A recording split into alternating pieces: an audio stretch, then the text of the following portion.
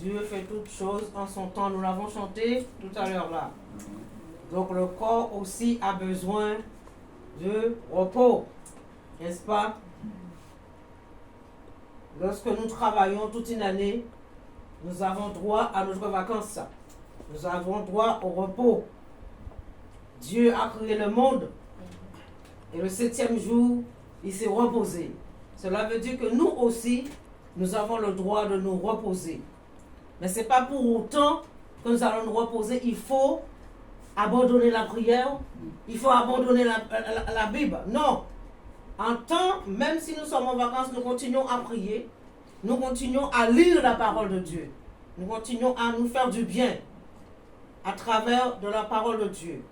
Et même en étant en vacances, Dieu peut permettre que nous puissions rencontrer quelqu'un et partager la parole de Dieu avec cette personne. Amen. Alléluia. Mais ce n'est pas là le but de mon message ce matin. Amen. Dimanche dernier, nous avons passé un moment agréable devant Dieu pour notre frère qui est passé par les eaux du baptême. C'est une joie de l'accueillir. Il y a eu de la joie dans les cieux dimanche dernier. Et encore, il continuera encore à avoir de la joie dans les cieux. À chaque fois qu'une dame se donne à Christ, il y a de la joie dans les cieux. Réjouissons-nous quand le Seigneur nous dit. Réjouissons-nous toujours dans le Seigneur. On doit se réjouir lorsqu'une âme se donne à Christ. Si là-haut il se réjouit, pourquoi pas nous? Amen. Alléluia, on doit se réjouir. Dieu est bon et merveilleux. Jésus est venu pour nous sauver. Jésus est venu pour donner la vie éternelle. Amen. Ce matin, nous allons partager, je vais partager la parole de Dieu avec vous. Tout d'abord, je demande à le frère leader de prier pour remettre ce moment, cette parole entre... Que Dieu puisse m'aider, Dieu puisse toucher les cœurs à travers de ce message. Alléluia. Seigneur, nous voulons te dire merci pour ta présence au milieu de nous. Nous voulons te remettre ta servante entre tes mains. Seigneur, ta parole déclare, ouvre ta bouche et je le remplirai. Seigneur, ce matin, nous voulons entendre ta voix à travers de sa bouche. Seigneur, nous voulons recevoir, Seigneur, ta parole ce matin. Que nous ayons un cœur bien disposé, Seigneur Jésus, tout à chacun. Seigneur, bénis-la, remplis-la, que vraiment ton esprit a conduit en toutes choses, Père, au nom puissant de Jésus. Amen. Amen. Amen. Alléluia, vous êtes avec moi ce matin? Amen. C'est ce que je voudrais partager avec vous, que j'ai eu à cœur durant toute la semaine. Il y a 3 mois de cela, il y a quelqu'un m'a posé une question. Qui est mon meilleur ami? Alors je lui ai donné ma réponse. Il n'était pas d'accord avec la réponse que je lui ai donnée. Qui est réellement mon meilleur ami? Nous allons lire dans Job, Proverbe 17. Proverbe 17, il nous dit: l'ami aime en tout temps, et dans le malheur, il se montre un frère, et dans le malheur, il se montre une sœur. Lisons aussi dans Jean, verset 15, chapitre 15. Oh là là, ce matin, je ne suis pas dans ma meilleure forme, là. Chapitre 15, à partir du verset 12. Il nous dit: c'est ici un commandement, mon commandement, aimez-vous les uns les autres comme je vous ai aimé. Il n'y a pas de plus grand amour que de donner sa vie pour ses amis. Vous êtes mes amis si vous faites ce que je vous commande. Je ne vous appelle plus serviteur, parce que le serviteur ne sait pas ce que fait son maître. Mais je vous ai appelé amis, parce que je vous ai fait connaître tout ce que j'ai appris de mon Père. Ce n'est pas vous qui m'avez choisi, mais moi. Je vous ai choisi et je vous ai établi afin que vous alliez et que vous portiez du fruit, et que votre fruit demeure, afin que vous demanderez au Père en mon nom. Il vous le donne. Ce que je vous commande, c'est de vous aimer les uns les autres. Alléluia. Nous voyons dans ce récit où Jésus dit: maintenant je vous appelle plus serviteurs. Maintenant je vous appelle mes amis. Qui est réellement mon ami? Ai-je vraiment des amis? Est-ce que j'ai vraiment un ami fidèle envers moi? Nous avons tous des amis, n'est-ce pas? Tous nous avons des amis. Jésus est notre ami, parce que c'est lui le premier qui nous appelle amis en premier. Mais bien souvent, nous avons tellement d'amis, nous ne savons pas quoi choisir dans tous les amis que nous avons, n'est-ce pas? Nous pouvons dire que nous avons, bien souvent nous voyons les gens qui disent que tu es mon ami de cœur, tu es mon ami, on se coupe, on se lie par le sang. Alléluia. Voyez, on se dit que tu es mon ami parce que je ne t'abandonnerai jamais. Quel que soit le malheur que tu as, je serai toujours là. Quel que soit ce qui t'arrive, je serai toujours là. Mais lorsque j'ai rien dans mon assiette, est-ce que mon ami, je le trouve?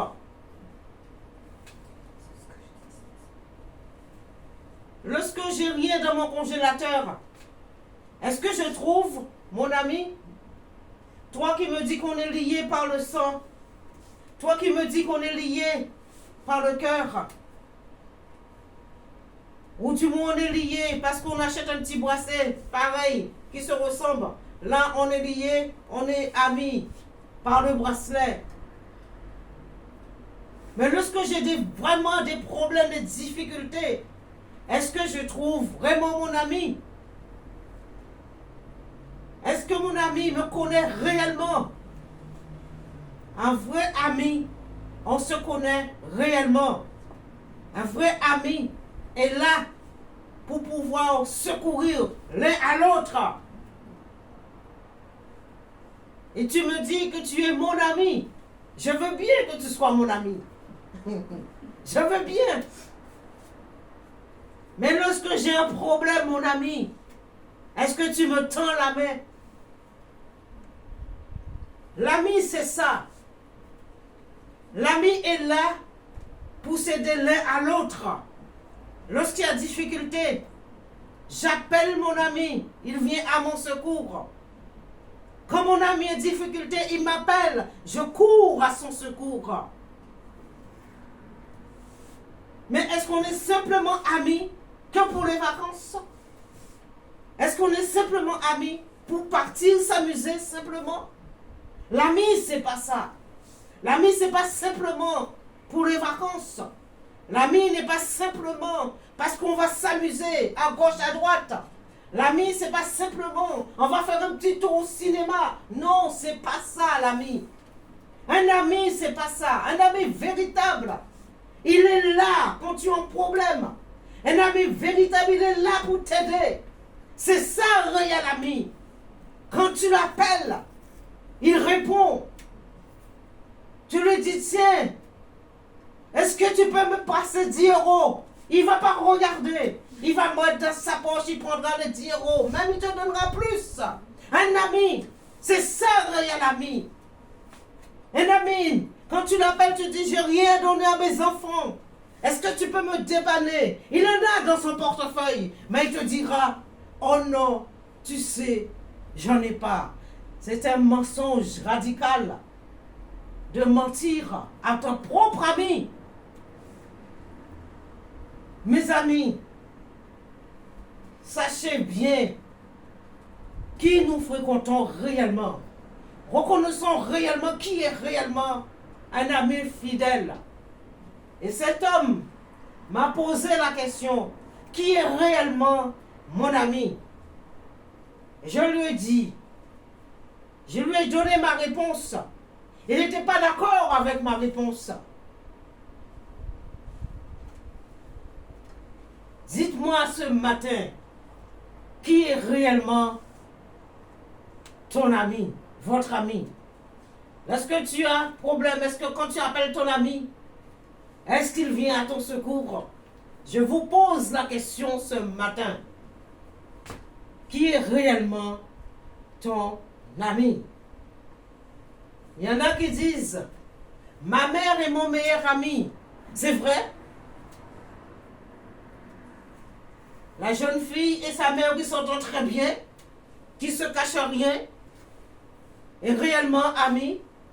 La fille qui se confie tout à sa maman, dit maman, elle doit dire, ma mère est mon meilleur ami. Oui, effectivement, sa maman est sa meilleure amie. Mais il y a bien des choses aussi. Maman est ma meilleure amie, mais bien des choses qu'il cache à sa mère. Donc c'est pas ta meilleure amie. Vous comprenez? Elle va dire c'est ma maman et ma meilleure amie. Elle dira certaines choses à sa maman, mais elle ne dira pas tout. Si ta mère est ta vraiment meilleure amie, tu dis tout à ta maman. C'est ça la meilleure amie. On dit tout, on ne cache rien. Mon papa est mon héros. Tout jeune homme prend comme référent leur père en disant que mon papa est mon héros. L'exemple vient où? L'exemple vient d'en haut. Alors le jeune homme va prendre exemple sur son papa et dire mon papa c'est mon héros. Mon papa est pompier. Alors je vais faire comme papa parce que papa travaille, il est pompier. Pourquoi? Il se réfère à son père. Mais des fois il se confie à son père. Mais il ne dit pas tout. C'est son héros. Mais il ne dit pas tout à son héros. Il a peur bien souvent de dire des choses à son héros. Parce que pourquoi? Il y a des parents qui ne comprennent pas souvent leurs enfants. Son fils vient se comparer à son père, qui est son héros, son meilleur ami, mais qui n'écoute pas bien souvent. Mes amis, c'est quoi réellement un ami fidèle? C'est quoi réellement l'ami qui est toujours là pour toi? C'est quoi réellement l'ami qui ne t'abandonne pas? C'est qui réellement l'ami? Quand tu l'appelles, il vient à ton secours. C'est qui? Alléluia! C'est qui réellement ton ami? Jésus dit, c'est ici mon commandement, aimez-vous les uns les autres, je vous ai aimé. Et nous pouvons dire, mon ami m'aime, j'aime mon ami. Alléluia. Mon ami m'aime, j'aime mon ami. Alors si mon ami m'aime et j'aime mon ami, alors qu'est-ce qui se passe? Alors, mon ami, toujours comme un ami m'appelle, je suis toujours là pour mon ami. Parce que nous nous aimons les uns les autres.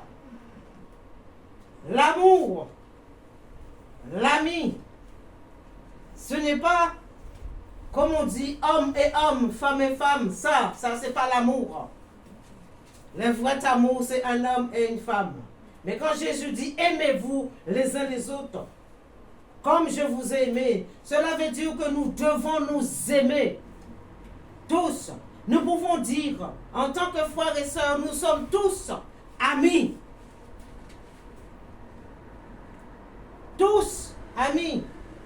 Mais parfois, il y en a qui ne se considèrent pas comme amis. Il y en a qui se considèrent plus haut que d'autres. Quand Jésus nous dit, aimez-vous les uns les autres, il n'y a pas de plus grand amour que de donner sa vie pour ses amis. Qui va donner sa vie pour moi? Qui va donner sa vie pour moi? En réalité, je n'ai pas d'amis. J'en ai pas. Mais j'en ai. J'ai une amie. Merci Seigneur. Dans ma jeunesse, je n'avais pas beaucoup d'amis. Et il y a des gens, ils ont beaucoup d'amis. Et ça, c'est des problèmes. Qui dit beaucoup d'amis, qui dit problème. Qui dit beaucoup d'amis, qui dit jalousie. Tu as un ami à côté de toi. Et se dit, tu es mon ami de cœur. Il suffit que Dieu te donne une fiancée, ça y est, la jalousie commence à rentrer dans son cœur. Il suffit qu'elle voit, bon, mais tu vas te marier. Ça y est, elle n'est plus ton meilleur ami. C'est l'hypocrisie totale là, envers toi. Parce que Dieu t'a donné un fiancé, alors elle, pour le moment, elle n'en a pas. Alors qu'est-ce qui se passe? Elle commence à s'approcher de ton fiancé. Elle commence vraiment à lui dire des choses vis-à-vis de sa meilleure amie. Pourquoi? Pour piquer son fiancé. Alléluia. Dieu soit béni. Alors, c'est ça un meilleur ami. Un meilleur ami, non. Un meilleur ami est... Dieu t'a donné, il va être content. Il va dire, oh mon ami, je suis contente pour toi. Que Dieu t'a béni. Dieu t'a donné ce fiancé. Et moi aussi, j'attendrai dans le silence que le mien arrive. Alléluia.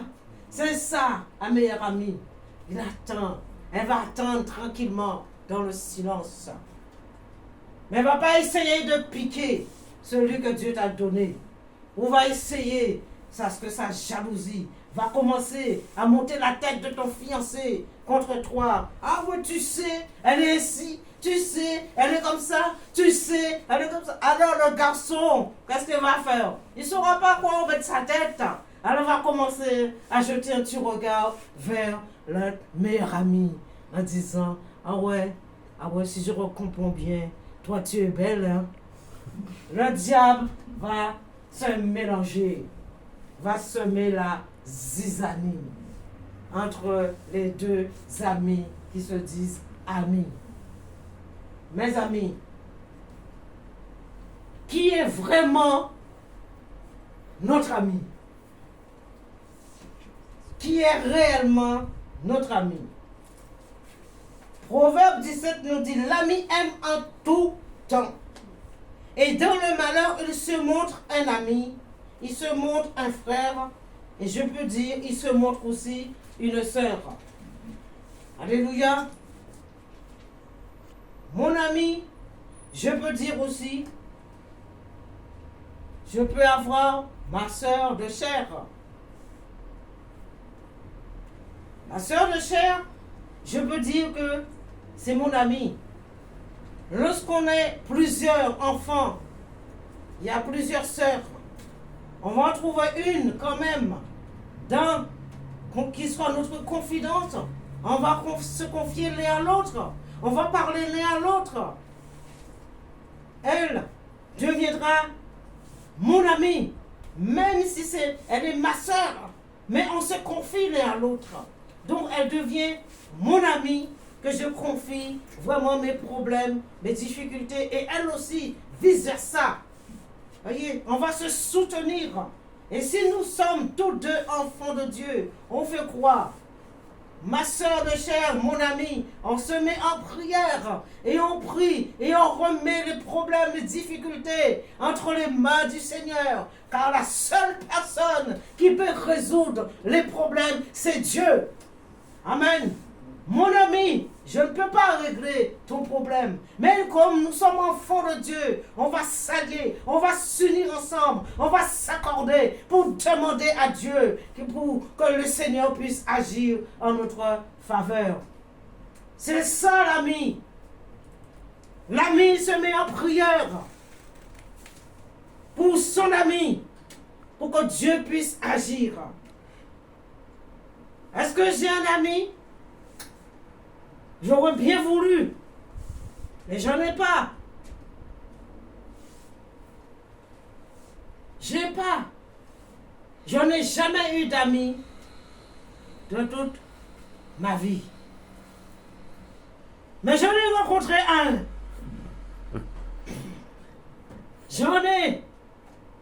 J'ai rencontré un ami fidèle. J'ai rencontré un ami. Lorsque je crie à lui, il vient à mon secours. J'ai rencontré un ami. Quand j'ai des difficultés, je l'appelle. Il vient. Cet ami s'appelle Jésus de Nazareth. Jésus. C'est le meilleur ami qu'il y a. Il n'y en a pas d'autre. En tant qu'humain, on a des amis. Mais cet ami en humain ne sera jamais fidèle envers toi. Cet ami humain dira toujours quelque chose sous ton dos. Cet ami humain ne te comprendra jamais. Celui qui te dit on s'allie par le sang. Celui qui te dit on s'allie par le bracelet. Celui qui te dit on est amis de cœur. Il te trahira toujours. Il ne restera jamais fidèle envers toi. Il dira toujours quelque chose. Il trouvera toujours un défaut sous ta vie. Tu te maries. Il viendra dans ton mariage pour casser ton mariage. Tu te fiançais. Il viendra pour casser ton fiançailles avec celui que Dieu t'a donné. Mais le meilleur ami, il te soutient à tout. Ce meilleur ami, c'est Jésus. Et Jésus, et Jésus, et Jésus. C'est ce meilleur ami. Il n'y en a pas d'autre. Tu peux te confier en qui tu veux. Mais Dieu trahira toujours. Tu te confies en Jésus. Tu t'appuies sur Jésus. Il ne te décevra pas. Jésus ne va pas te décevoir en quoi que ce soit. Alléluia. Ce n'est pas vous. Je ne vous appelle plus serviteur parce que le serviteur ne sait pas ce que fait son maître. Mais je vous ai appelé ami parce que je vous ai fait connaître tout ce que j'ai appris de mon Père. Amen. Jésus nous appelle amis parce que tout ce que le Père lui a transmis, il nous a donné, il nous a transmis des choses. Il n'a rien caché. Jésus n'a rien caché. Mais ton ami te cachera toujours quelque chose. Il agira en hypocrite avec toi. L'ami agira toujours en hypocrite. Il ne sera jamais sincère envers toi. Jésus est celui qui est toujours sincère envers nous. Mon ami, il y en a des amis de chair qui est véritable, qui est vrai. Il y en a. Mais il faut savoir les choisir. Il faut savoir reconnaître cet ami qui est réellement sincère envers toi. Il faut reconnaître. Il y en a. Tu as un ami. S'il est sincère envers toi, reste fidèle envers cet ami. Reste. Mais sachez, il ne faut pas t'appuyer sur cet ami. Appuie-toi sur une seule personne. C'est sur Jésus. Le meilleur ami qui se trouve dans tous les malheurs que tu as, c'est Jésus. C'est Jésus. Il n'y en a pas d'autre ami fidèle et tendre, c'est Jésus. Vous connaissez le chant qui dit que l'ami fidèle et tendre, nous avons en Jésus-Christ. Alléluia. C'est l'ami. Et c'est l'ami. Quel ami fidèle et tendre. Et ce chant est vraiment merveilleux. Ce chant vraiment était inspiré du Saint-Esprit. Amen.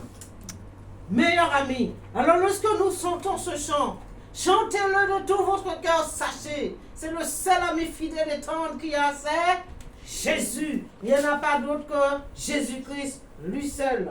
Je vous appelle ami, parce que je vous ai tout appris. Je vous ai tout dit. Tout ce que mon Père m'a transmis, je vous le transmets. Alléluia. Ce n'est pas vous qui m'avez choisi, mais moi je vous ai choisi. Est-ce que nous avons choisi Jésus? Comment l'être humain a du mal à comprendre? Lorsqu'on lui parle de Jésus, il croit qu'il vient Jésus comme ça. Non. Quand quelqu'un vient au Seigneur, c'est parce que le Seigneur l'a déjà choisi. Depuis le sein, depuis le ventre de sa mère, il a déjà été choisi. On ne vient pas à Jésus comme ça. Parce qu'on t'a parlé, on t'a annoncé. Tu crois que tu es venu? Non, depuis le sang, depuis le ventre de ta mère. Jésus, Dieu nous a déjà choisis, prédestinés d'avance. Amen. Alléluia. Alors c'est pour cela que Jésus dit, c'est pas nous, mais c'est lui. Et c'est lui qui nous établit. Amen. Alléluia. Donc ce matin, mes frères et sœurs, voilà ce que je voulais vous transmettre. Ça m'a trotté toute la semaine. Ami, le mot ami, ça trottait toute la semaine. Ami, ami, ami. Alors j'ai compris, il fallait que je puisse parler des amis ce matin. Ton meilleur ami. Donc cet homme m'a posé la question, quel est mon meilleur ami? Donc je dis à cet homme, mon meilleur ami c'est Jésus. Il m'a dit non. Il m'a dit non, c'est pas mon meilleur ami. Alors je dis, dites-moi, c'est qui mon meilleur ami? Alors il m'a dit, ton meilleur ami c'est ton époux. Je veux bien que mon époux est mon meilleur ami. Oui, il est mon ami. Je ne dirai pas le contraire. Il m'a dit, parce que pourquoi c'est ton époux ou ta femme ton meilleur ami? Quand les enfants partiront, on se retrouve tous deux seuls. Oui, je veux bien. Mais lorsqu'il mourra, je serai toujours seul.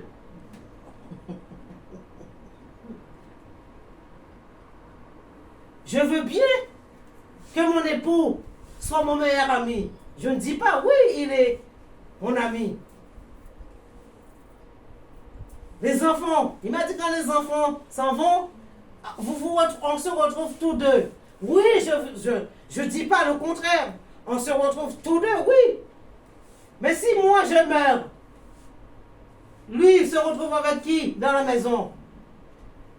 Il n'y a plus son ami. Il est tout seul.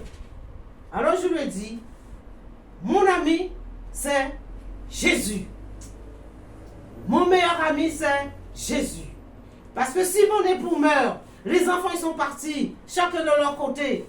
Je serai tout seul dans la maison? Non, j'aurai mon meilleur ami, Jésus, avec moi.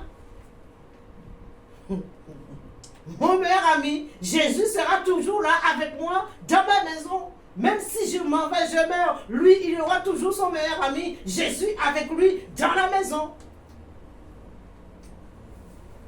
Donc, il n'a pas compris ma réponse. Il n'a pas compris ma réponse. Alors, ma réponse était trop forte pour lui. Il n'a pas compris ma réponse. Pourquoi? Il ne comprendra pas ma réponse. Parce que lorsqu'on ne connaît pas Jésus, lorsqu'on n'a pas une vie intime avec Jésus, on ne peut pas comprendre le langage de celle ou celui qui a cette vie intime avec Jésus. Vous comprenez? Alors je dis à cet homme, mon ami, mon meilleur ami, c'est Jésus. Et c'est de cela que Proverbe 17 nous parle. Proverbe 17 nous parle. L'ami aime un tout temps. Et dans le malheur, il se montre un frère et une sœur. Alléluia. L'ami aime. Celui qui aime en tout temps, c'est Jésus. Mon ami pourra m'aimer, mais un certain temps, mon ami se lassera de moi. Parce que nous, l'homme, l'être humain se lasse très vite. Mais Jésus ne se lasse pas de nous. Moi, je suis une personne, quand tu me casses trop les pieds, je peux beau être bien avec une personne. Je peux beau être ami avec toi. Mais si tu me casses trop les pieds, alors là, j'ai pas d'état d'âme. S'il y a des choses qui ne vont pas, je vois ta vie, je vois la manière, alors je ne suis pas dedans, je t'abandonne. C'est comme ça. En tant qu'enfant de Dieu, on ne doit pas marcher dans n'importe quoi. Nous pouvons avoir des amis dans le monde, mais s'ils font des choses qui n'est pas à la gloire de Dieu, il faut les abandonner. Il ne faut pas continuer à faire, parce qu'ils vont t'entraîner dans leur chute. Dieu t'a retiré, t'a arraché de la main du diable. Mais si tu continues à fréquenter les gens du monde, tu lui as déjà parlé du Seigneur, il n'a rien à faire avec ce que tu lui dis. Mais tôt ou tard, à force que tu le fréquentes, sans te rendre compte, il t'entraîne dans sa chute. Jusqu'au jour que toi tu vas aller, tu t'entraînes, il t'entraîne, et tu descends dans sa chute. Et après, tu n'arrives plus à prier. Et après, tu ne lis plus la Bible. Et après, qu'est-ce qui va se passer? Tu abandonnes complètement. C'est le découragement qui s'installe. Et lorsque le découragement s'est installé, c'est mort, c'est fini. Le diable est content. Il te dit, ça y est, nous l'avons attrapé de nouveau. Il est retourné dans notre corps. Alléluia, il commence à danser avec ces petits démons. Il danse. Il a dit, ça y est, on l'a amené, on l'a attrapé, on la ramène. Bon, vas-y, on commence. Va encore. Il y en a un là, tu l'as vu? Vas-y. À chaque fois, il détermine, tiens, te cible. Il est en train de cibler. Il t'envoie des amis, Et l'ennemi est content quand tu fréquentes ses enfants. Tous les gens qui n'ont pas Christ dans leur vie, ce sont des enfants du diable. Mais ça, c'est un autre message pour autrefois. Lisons 1 Corinthiens 15, 33. Nous allons terminer sur ce verset qui nous dit 1 Corinthiens 15, 33. Ne vous y trompez pas. Les mauvaises compagnies corrompent les bonnes mœurs. Revenez à vous-même comme il est convenable et ne péchez point, car quelques-uns ne connaissent pas Dieu. Je le dis à votre honte. Voyez mes amis, ce n'est pas moi qui le dis, c'est la Bible qui le dit. Ce n'est pas moi. Ne vous y trompez pas. Les mauvaises compagnies corrompent les bonnes mœurs. Mes amis, si tu es quelqu'un qui marche dans cette sanctification, dans la fidélité de Dieu, dans la crainte de Dieu, alors tu te trouves au milieu des corrompus. Qu'est-ce qu'ils vont faire? Ils vont te corrompre. Ils vont te corrompre. En tant qu'enfant de Dieu, tu ne dois pas te retrouver au milieu des gens corrompus. Parce qu'ils vont te corrompre aussi. Sans te rendre compte, ils vont te corrompre. Revenez à vous-même. Il est convenable. Il nous dit, ne péchez point. Car quelques-uns ne connaissent pas Dieu, je le dis à votre honte. Vous voyez, lorsque nous fréquentons ce genre de personnes qui se disent amis, mais qui nous entraînent dans leur débauche, toi qui es enfant de Dieu, il veut t'entraîner dans tout ce qu'il fait, dans la magie, dans la sexualité, dans la sorcellerie. Il veut t'entraîner dans l'alcool, dans la drogue. Tu ne te rends même pas compte. Là, il va te corrompre. Tu te dis, je ne bois pas d'alcool. Il va te dire, mais si, bois un petit verre. Mais si, c'est bon pour toi. Mais si. Alors tu dis non. Il suffit que tu retournes le dos. Quand tu tournes ton dos, après, il se prend le petit truc, le petit cachet. Il te donne et puis ils emmènent pour toi. Allez boire. Et quand tu as bu, alors tu commences à partir en folie. Ta tête n'est plus... ça y est, tu commences à danser la castagnetta. Hein? Et tu n'es pas toi. Tu n'es plus toi-même. Hein? Tu commences à avoir des petites étoiles, des petites bulles. Tu te dis, mais qu'est-ce qui m'arrive? Et une fois que tu es tombé, après ils t'emmènent. 12, 3, 4, 5, après ils t'emmènent dans une chambre pour faire quoi? Pour te violer. Voyez, ce sont des gens corrompus. Il ne faut pas fréquenter ce genre de personnes que Dieu nous dit. Parce que c'est pour notre honte. En tant qu'enfant de Dieu, marchons dans la sanctification. Marchons réellement dans la crainte de Dieu. Demandez au Seigneur qui nous devons fréquenter. Demande à Dieu. Quand la personne ne connaît pas, demande, dis Seigneur, est-ce que je dois réellement prendre cette personne pour mon ami? Demande, le Seigneur nous dira si c'est oui, si c'est non. Vous savez que Dieu parle. Quand on lui demande quelque chose, il parle. Hein? Vous savez qu'il parle. Vous savez que Dieu n'est pas mort. Dieu est vivant. Il est vivant. Et le Seigneur vous donnera la réponse.